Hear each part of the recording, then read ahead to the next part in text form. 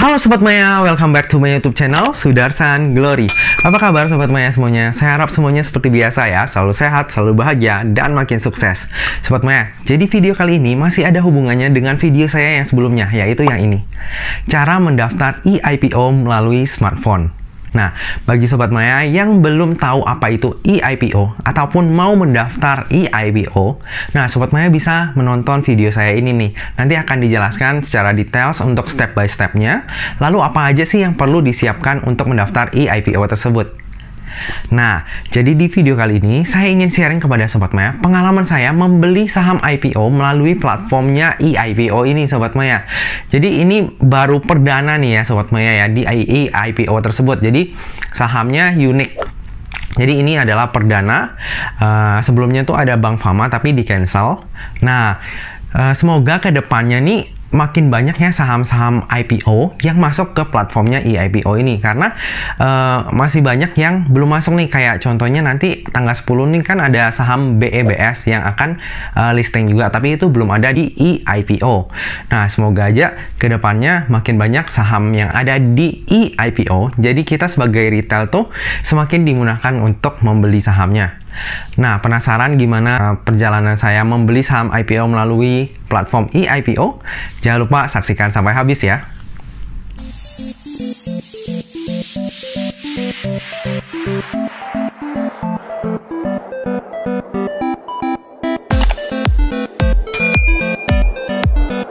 Nah, Sobat Maya, seperti biasa udah ada layar yang menemani kita. Oke, pertama-tama kita buka tuh websitenya www.estripipo.co.id. Oke, nah pastikan sebelum membeli saham eIPO ini, Sobat Maya udah ada dulu nih account eIPO-nya. Karena kalau misalnya nggak ada, nggak bisa beli juga. Nah, kalau misalnya belum ada, Sobat Maya registrasi dari sekarang. Tonton video saya yang tadi ya, kalau misalnya mau tahu cara lengkapnya untuk mendaftar eIPO ini. Oke, kita mulai, kita langsung aja login nih Sobat Maya. Nah, begitu Sobat Maya login, nanti akan diarahkan ke halaman home nih. Jadi di home ini udah ada list-list saham yang akan IPO. Nah, contohnya di sini adalah Unique. Nah, kalau misalnya Sobat Maya lihat, itu tanggalnya kan 2 Maret 2021. Itu udah masa offering, karena saya udah kelewatan nih masa book buildingnya. Jadi ini udah masa offering. Nah, setelah itu kita pencet aja yang bagian more info. Nah, di more info ini akan dijelaskan nih kayak sektornya, subsektornya, line bisnisnya, company overview-nya, address, website, nah total share, underwriter-nya siapa, dan lain-lain. Nah, nanti kalau misalnya Sobat Maya mau beli, tinggal yang pencet yang place order. Itu ya. Nah, di bawah juga itu ada bagian prospektus. Warna merah itu adalah prospektus lengkapnya. Kalau warna biru itu adalah prospektus singkatnya. Jadi kalau misalnya Sobat Maya rajin mau baca dan mau hold saham ini untuk jangka panjang, boleh dibaca tuh yang prospektus lengkapnya. Oke, kita langsung aja pencet yang place order. Nah, di sini langsung ada bagian untuk kita isi kuantitinya atau lotnya ya. Jadi saya karena mau tes ini saya tulis 100 lot. Oke. Nah, di sini kan terus ada 3 bagian nih ya. Apakah yang affiliate party, terus applicant and employee, nah terus beneficial owner. Kalau misalnya Sobat Maya nggak ada keterkaitan dengan perusahaan yang akan listing ini, langsung aja pilih no untuk 3-tiganya ya. Oke, terus kita langsung pilih send. Nah, di send ini udah ada detailsnya nih, kodenya, terus price-nya, terus kuantitinya kita. Apakah kita udah sesuai nih? Kalau misalnya udah, kita langsung klik aja save. Nah, di sini kita akan diminta untuk mengeluarkan OTP. Nah, kita pencet aja untuk request OTP-nya. Nah, nanti Sobat Maya tunggu SMS dari eIPO-nya, lalu tinggal masukin aja OTP-nya, terus save order. Nah, di sini udah kelihatan nih di order statusnya Sobat Maya untuk pembelian saham eIPO tersebut. Nah, ini kelihatan kan statusnya itu submitted. Nah, ini ada Panin Sekuritas terus sales agent-nya. Nah, jika memang di approve oleh sekuritas agent-nya Sobat Maya akan mendapatkan email seperti ini. Nah, kalau kasusnya saya seperti ini ya. Jadi, hai Sudarsan, order ini udah disetujui oleh Panin Sekuritas kayak gitu. Nah, dapat email seperti ini. Terus kita langsung lanjut aja ya ke statusnya. Nah ini kan yang jam 7.26 ya, Sobat Maya, langsung cek aja di active ordernya. Nah kalau misalnya Sobat Maya lihat di sini, statusnya itu udah berubah Sobat Maya, dari yang submitted ke approve. Nah di sini ada hal yang perlu Sobat Maya perhatikan. Kalau misalnya Sobat Maya lihat, ini kan approve-nya warna hijau ya.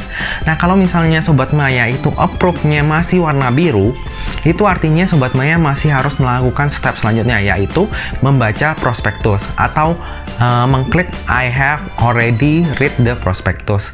Nah, jadi kalau misalnya Sobat Maya masih biru, nanti Sobat Maya pergi ke bagian view, terus scroll ke bawah. Nah itu ada tuh tombol untuk diklik I have already read the prospectus.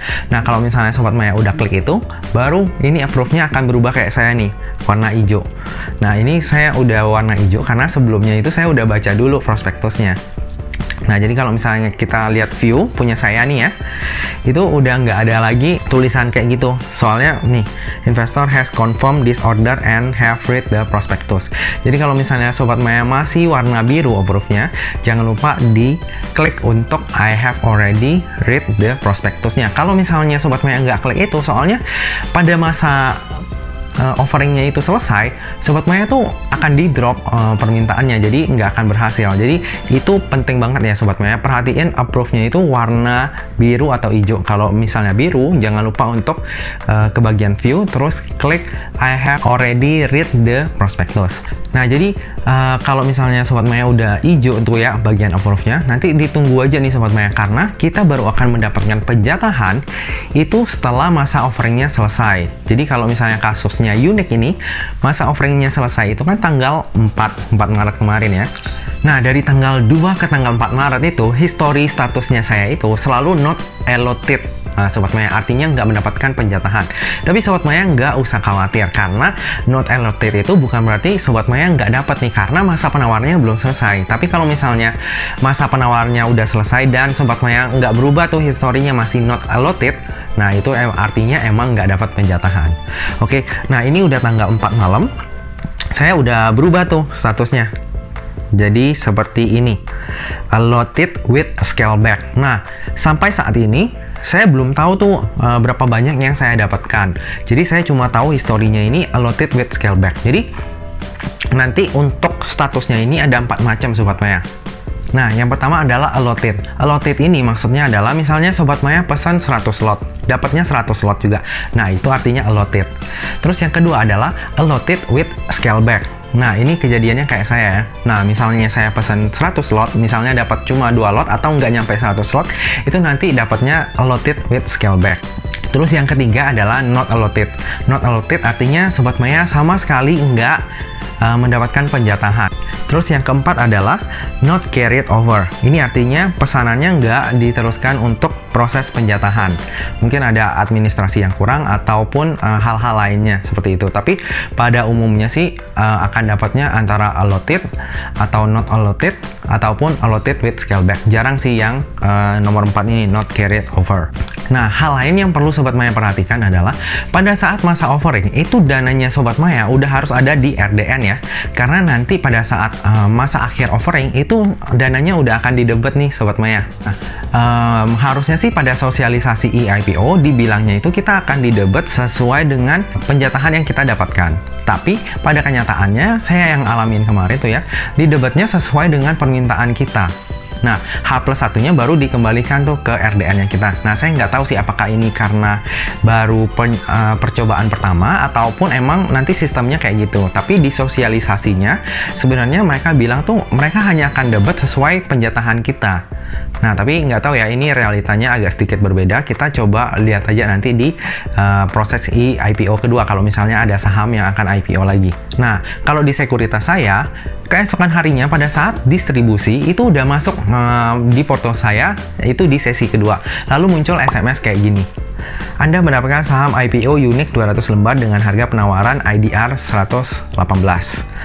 Nah, tanggal pencatatannya 5 Maret 2001. Nah, itu adalah tanggal distribusinya ya, 5 Maret 2021. Jadi saya udah mendapatkan saham unik ini di Porto itu pada tanggal 5 Maret sesi kedua. Jadi udah langsung muncul nih Sobat Maya. Nah, jadi kalau misalnya kita lihat dari sini, saya tuh pesannya 100 lot.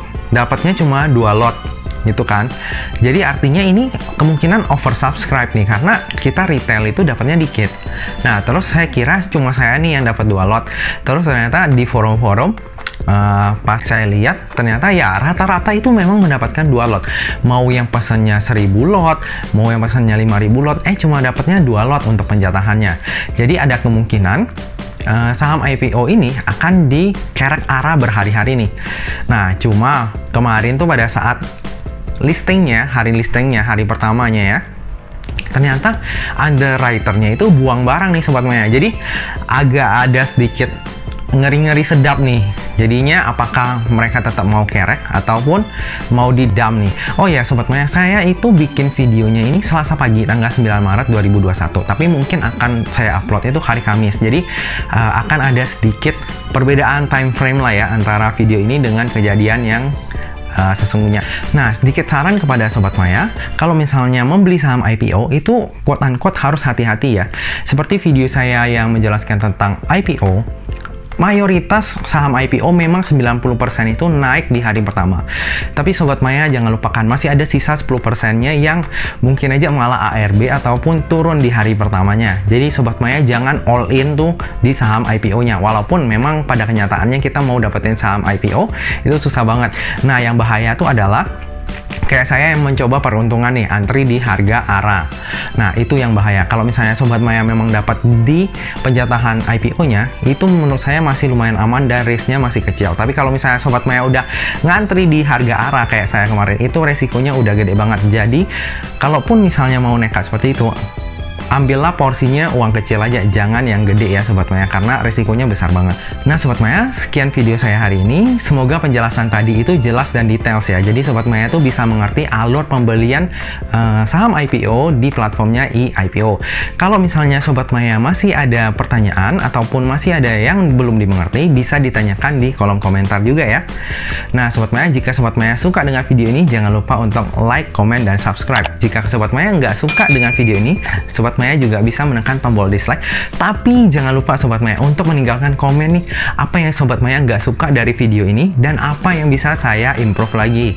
Nah Sobat Maya, tanpa berpanjang lebar lagi, sekian video saya hari ini. Semoga kita bisa bertemu di video-video selanjutnya ya. Jangan lupa jaga kesehatan, jangan lupa bahagia, dan tetap semangat ya. See you!